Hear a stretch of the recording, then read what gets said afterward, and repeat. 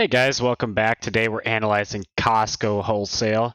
And in today's video, I'm basically going to go through the numbers and tell you why I am not buying it at this price. So over the past 5 years, they are up 191%, definitely outpacing the S&P 500 by a lot. In the past year, they're up 43%. Their market cap right now is 315 billion. Absolutely massive company, especially for a retailer. Their price to earnings ratio is 47, which is very, very high. So hopefully they have growth. And I think they're really pricing in the fact that this is a high quality company with a massive moat, and they have pricing power. So that's the high quality business premium right there. 47 price to earnings ratio. Let's check out their financials. Checking out their statements here, we can see their revenue growth has basically doubled in the past 6 years. Super good to see revenue growth growing at such a steady clip. It's actually grew like 10% every single year, all the way up until last year. They only grew 6%, and the last few quarters only by like about 6%. So their revenue growth is slowing down, possibly due to like the economic headwinds. But yeah, when we get the cash injection, they actually grew by a lot, 15% in those 2 years. So I'm probably expecting like 7% moving forward. Probably won't see 15% again. I would doubt it at least, especially being with such large revenues already, it might be difficult to grow them.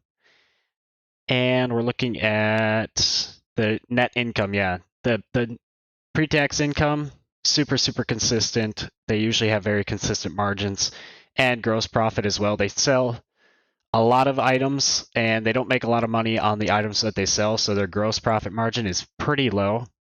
And then of course they've got their employees that they need to pay and such, so their operating income is even lower, and their net margin is like 2.5%. Balance sheet is really great. They have negative debt, so super good to see that.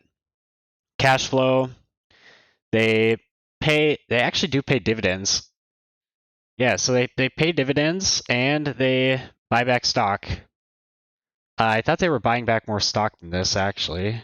Yeah, okay, they're not actually buying back a ton of stock, but they are paying out a lot of dividends. Well, they're buying back quite a bit of stock, and they're paying lots of dividends as well. Trailing 12 months. Okay, they actually paid a massive dividend. Let me check that really quick. They paid a special dividend of $15 at the beginning of the year. So I guess you could look forward to special dividends from this company. That seems like what they do is they pay special dividends with a small quarterly amount. But most of the time I don't really account for dividends because that doesn't really affect it's part of the return, but it's not all of the return. All of the return has to do with their net income. So that's what we do our analysis based off. Let's check some of their slides, actually. Checking some of their slides. This one is their net sales, 237 billion in the last year, and they collected 4.5 billion in membership fees. So their total revenue is 242 billion. Okay. Now, the reason I wanted to bring this up is people always say that they could double their membership fees and people would still pay it and still come shop. Well, okay, even if they double their membership fees, they'd only make another 4.5 billion in revenue. That's it. Like, it does not make that big of a difference. And if they increase their membership fees by 4.5 billion, then what? Their operating income goes to 12 billion, a 50% increase. So yeah, okay, then their operating income is 50% more. Translates probably into their net income, but they actually do make some money off of the items that they sell as well. So really, their membership fees, if they double them, it's not going to double their income.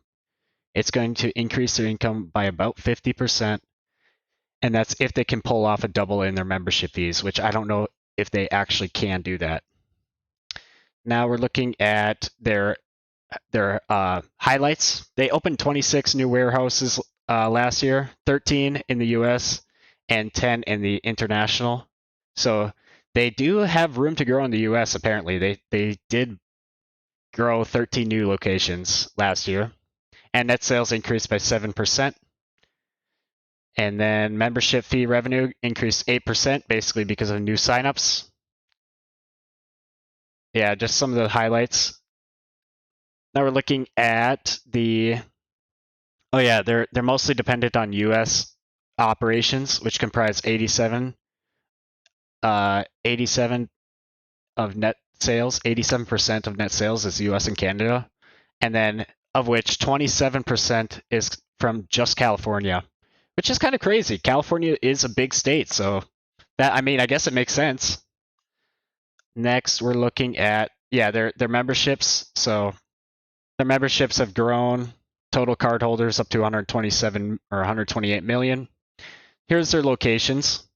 So they've got a lot in the US and Puerto Rico, 600, 108 in Canada, 40 in Mexico. And then they've got a bunch international as well. It seems like they're testing out in a bunch of different places. They could definitely grow in China a lot. They only have 5. So I do think that there is growth opportunity for this company. But with them being so big, it definitely won't be a fast grower at this point. So that is what I wanted to take you through there. Let's check out the analyst estimates on these guys. The analyst estimates 16 for this year, and then going up to $17 a share. Revenue of 254 billion, going up to 272. A 7% increase according to the analyst. So I put this stuff into my DCF model. Time to check that out. For the DCF model, I put the EPS estimate, revenue estimate. I put their buybacks up here. 5 billion, actually, they didn't do that much in buybacks. They only did like a billion in buybacks, so that is not quite right. 1 billion in buybacks, and then we've got net debt, negative net debt, discount rate of 10%, exit multiple of 18. I think probably Costco could be higher because they do have a massive moat. Like, who the heck is going to compete with them with massive warehouses in the retail space other than Sam's Club? And I can't think of anybody that could possibly compete with these guys. So probably like a 24 is actually more fair. 24 is actually probably more fair for this business just because, yeah, such a wide moat, such a high quality business. Now we're looking at earnings growth.